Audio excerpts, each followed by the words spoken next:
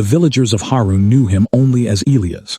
He was the old human mechanic who repaired water pumps, tuned harvest walkers, and taught Lurani children how to hear when an engine was about to fail. He lived alone at the edge of the village, beneath 2 pale moons, in a workshop filled with spare parts, old tools and machines no one else understood.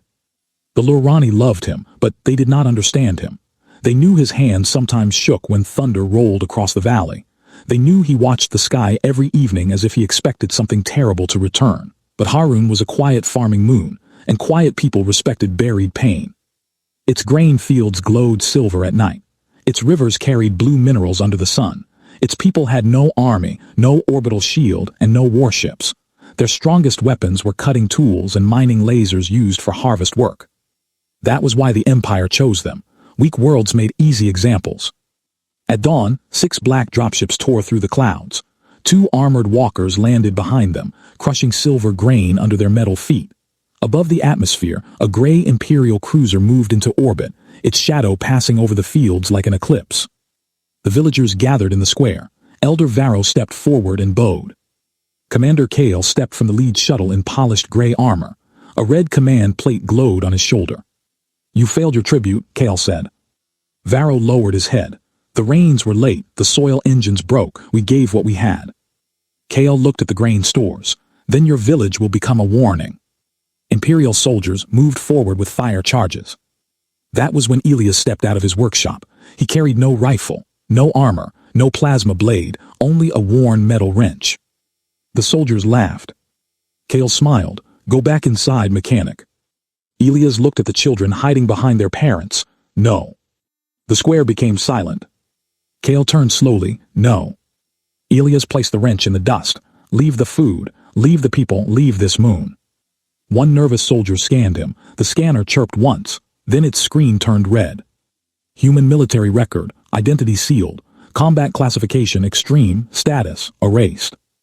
Then one name appeared, Captain Aran Vale. Kale's smile disappeared. The soldiers stepped back. The villagers stared at the old mechanic as if they were seeing him for the first time. For 12 years, Elias had been hiding from his name. But the Empire knew the truth. The man in the square was not just a mechanic. He was the forbidden soldier their commanders had ordered history to forget. And now history was standing in their way. Commander Kale ordered every rifle aimed at Elias. The villagers cried out, but Elias did not move. He studied the soldiers the way farmers studied storms. Direction, distance, weakness, time. Their formation was too tight. Their walkers stood too close to the irrigation trenches. Their commander was proud enough to make mistakes. Kale tried to hide his fear. "You were declared dead." "I was allowed to disappear," Elias said. "You abandoned your army." Elias looked at him. "No, I abandoned what war made me."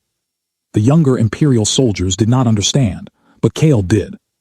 Years earlier, before the Empire ruled the outer systems, Captain Aran Vale had held the Vera corridor against 3 Imperial divisions. He had no fleet, no modern shields, and no rescue coming. Only tired soldiers, broken machines, old rail cannons, mining charges, and terrain. Vale did not fight like other officers. He collapsed bridges when enemy armor reached the center. He flooded dry riverbeds beneath marching troops. He used dead engines to create false heat signatures. He aimed artillery by gravity and wind when targeting computers failed. For 9 days, the Empire could not pass. Thousands of refugees escaped, but one village near the corridor did not. Human Command had ordered him to hold the line at any cost, so he held it. History called it victory. Elias called it the night he stopped sleeping. After the war, humanity erased his name to protect peace talks. The Empire erased it because they were ashamed. They had secretly copied his battlefield decisions into Imperial training systems. Every officer studied pieces of his mind, without knowing the man was alive. Kale had been trained by the ghost now standing before him. That was why he was afraid. "Arrest him," Kale snapped. 3 soldiers advanced. Elias stepped back toward his workshop. A stun round flashed. Elias shifted and the shot struck the old sign above his door. The sign fell. Behind it was a hidden sensor plate. The workshop woke. Repair arms unfolded from the walls. Harvest drones lifted from storage racks. Irrigation valves opened beneath the square. A cloud of dry grain dust blasted across the soldiers, blinding their helmet sensors. Elias moved through the confusion with frightening calm. He did not kill, he disabled. A rifle joint, a visor hinge, A knee actuator, a power line behind the shoulder plate. 3 soldiers fell alive, trapped inside frozen armor. The villagers stared. The old mechanic had turned farm tools into a shield. Kale shouted, "Bring the walkers forward." The armored machines began moving. Elias looked at Elder Varro. "Take everyone to the water tunnels, the ones we repaired last winter." Varro understood. Those repairs had never been only repairs. Elias looked up at the Imperial cruiser. "I need 3 hours, he said. "For what?" Varro asked. "For the galaxy to see what happens before that ship erases you." The Lurani wanted weapons. Elias refused. Inside the underground tunnels, he stood before frightened farmers, children, repair crews, and elders. "You are not soldiers," he said.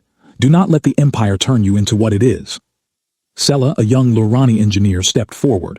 "Then how do we stop them?" Elias knelt beside a carved map of Aran Vale. "We do not stop them, we delay them, we confuse them, we make every minute cost more than they expected."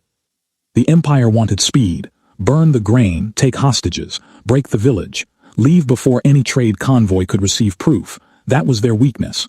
They needed Harun to collapse quickly, so Elias made sure it did not collapse at all. Farmers opened irrigation gates. Mill workers released grain dust. Children placed heat lamps inside abandoned huts. Elders guided families through stone passages. Repair crews connected dead drones to clockwork timers. No one carried a rifle. No one raised a blade.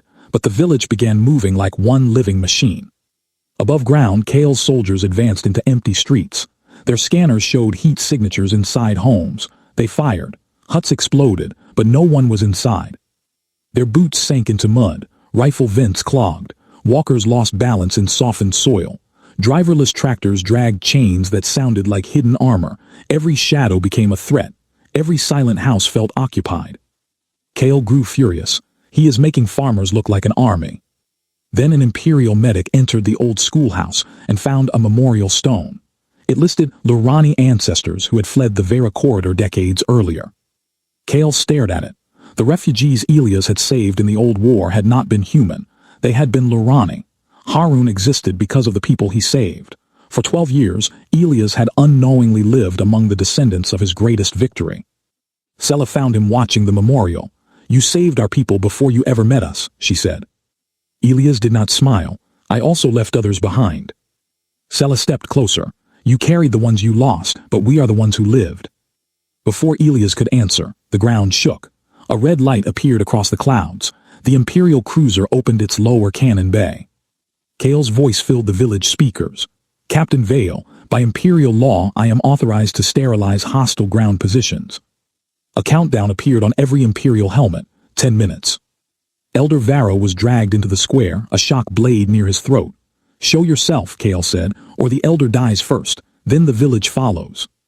Sela turned to Elias. "What do we do?" Elias closed his eyes. A soldier would calculate. A commander would sacrifice. But this time Elias opened his eyes and said, "I choose like a guardian." Then he walked alone into the square. Elias entered the square with empty hands. Commander Kale smiled because he thought surrender and defeat were the same thing. They were not. The Imperial soldiers surrounded Elias. Elder Varro struggled weakly. "You should have stayed hidden," the elder whispered. Elias looked at him. "I was hidden long enough." Above them the orbital cannon continued charging. 9 minutes, 8 minutes, 7 minutes. Kale struck Elias across the face. The old man fell to one knee. Villagers watched from the tunnels, but Elias lifted 2 fingers behind his back. A signal. Sela saw it and pulled the first lever. Across Aran Vale, pumps reversed. Water surged through modified pipes. The square did not collapse. It tilted just enough. One Imperial walker slid sideways into a flooded trench. The second turned to help. That was when the grain tower opened. Dry husks poured into its vents. The machine overheated and dropped to one knee like a defeated beast. 6 minutes. Kale drew his shock blade. "You think mercy makes you strong?" "No," Elias said, slowly rising. "Mercy reminds me why strength exists." Kale attacked. He was younger, faster, and armored. Elias was old, wounded, and tired. But Kale fought with pride. Elias fought with memory. He stepped inside the blade's reach, trapped the emitter against his wrench, and twisted until it sparked out. Kale punched him. Elias staggered, grabbed the shoulder plate, and pressed the emergency release. Kale's right arm locked uselessly at his side. 5 minutes. Kale smiled through pain. You can beat soldiers, he said. You cannot beat the ship. Elias looked up. The red light was no longer aimed at him. It was aimed at the water tunnels. Kale had found the villagers. Fear crossed Elias' face. Sela activated the old communication mast on the ridge. It sent one emergency burst into space. Coordinates, helmet recordings, civilian attack orders, and the truth of the Vera corridor. But Elias knew a message would not stop the cannon in time. 4 minutes. He ran toward his workshop as stun rounds tore through the walls. Behind the old weather station, he ripped open a hidden panel and pulled out an ancient human military transmitter. It had brass dials, pressure gauges, and no digital network. A dead man's key, Elias whispered. The Empire had copied his tactics, but they had never understood the safeguard he once demanded after Vera, a manual code that could pause any orbital strike until civilian presence was verified. 3 minutes to 1. Elias slammed the final switch down. A silent pulse reached orbit. For 2 seconds nothing happened. Then the cruiser froze, its cannon locked open. Every Imperial helmet flashed the same warning. Civilian presence confirmed. Illegal fire order recorded. Command override rejected. Kale stared upward. What did you do? Elias breathed heavily. I reminded your ship that even war has rules. The soldiers lowered their rifles one by one. They had seen the village spared.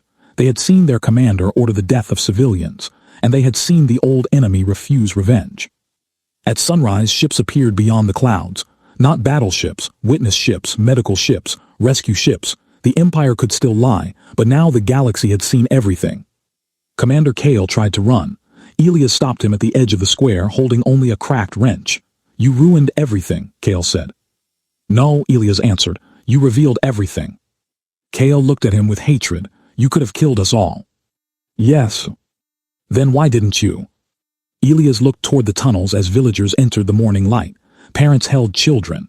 Farmers carried the wounded. Sela helped Varro across the square. Even injured Imperial soldiers were given water. Because I know what it feels like to survive a victory and still lose yourself. Kale had no answer. His own troops took him into custody. By midday, the story had crossed half the outer systems. An unarmed moon had survived an Imperial punishment fleet. An erased human had stopped an orbital cannon with old machines, courage, and a forgotten safeguard. But the part people remembered most was not the battle, it was mercy. The Empire had copied Aran Vale's traps, timing, and terrain knowledge, but they failed to copy what made him human, his refusal to become only a weapon. That choice damaged the Empire more than any explosion. Other villages rebuilt shelters. They repaired transmitters. They learned emergency codes. They protected their food stores. They did not become armies. They became communities that could not be easily broken. Weeks later, a human officer arrived with a medal Elias had refused long ago. Your real name has been restored, the officer said. Captain Aran Vale is no longer erased. Elias kept repairing a water pump. That man was useful once.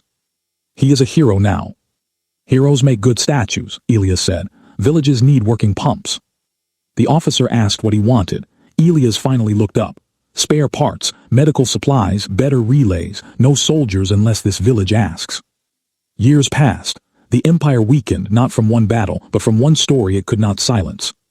On Harun, fields grew again. The water tunnels became shelters, classrooms, and storage rooms. One evening, Sela found Elias watching the twin moons. Do you miss being Captain Vale? Elias smiled faintly. No. Why? He looked across the valley. The machines were humming. The children were laughing. The people were alive. Captain Vale knew how to win wars, he said, picking up his wrench. But Elias learned how to protect peace. And long after empires fell and records turned to dust, the galaxy remembered him as the soldier they failed to erase. But Harun remembered him as something greater. The old man who taught a village that mercy could be stronger than war. Subscribe.